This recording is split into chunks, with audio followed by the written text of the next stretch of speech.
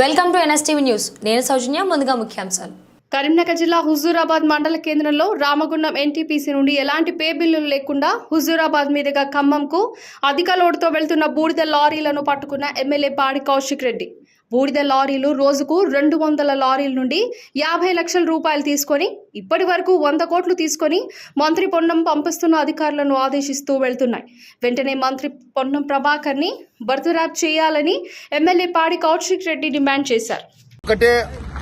తెలంగాణ ప్రజలు మొత్తం కూడా ఒకటే విషయం అర్థం చేసుకోవాలి. ఈ లారీలు ఓవర్లోడ్ పోతా ఉన్నాయి. ఇవి వే బిల్లు లేకుండా ఒక లారీ పోవచ్చా? వితౌట్ వే బిల్స్ లారీ పోతున్నాయి అంటేనే మీరు అర్థం చేసుకోండి అది ఎన్ని టన్నులు ఉన్నాయంటే 75-80 టన్నులు ఉన్నాయా, 100 టన్నులు ఉన్నాయా మాకు తెలియదు. ఎందుకంటే వే బ్రిడ్జ్ చూపిస్తలేదు.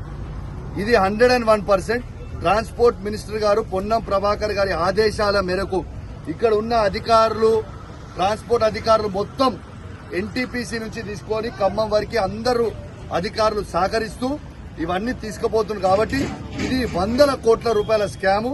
డైలీ ట్రాన్స్పోర్ట్ మినిస్టర్ గారికి 50 లక్షల రూపాయలు దీని మీద అందుతున్నాయని చెప్పి నేను ఆధారాలతో సహా లైవ్ గా చూపిస్తా ఉన్నాను.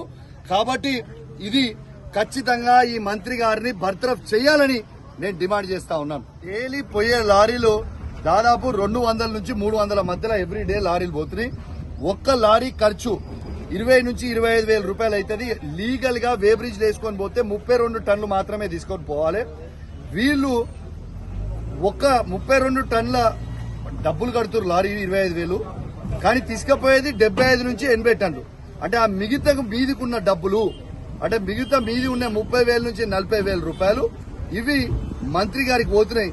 ఈ 40,000 రూపాయల నుంచి ఈ 30 నుంచి 40,000 ఇంటూ 250-300 లారీస్ మీరు వేసుకోండి. మీకు డైలీ మంత్రి గారు సంపాదించిన 50 లక్షల లెక్క మీకు దొరికిపోతుంది. చూసుకోండి. Thank you.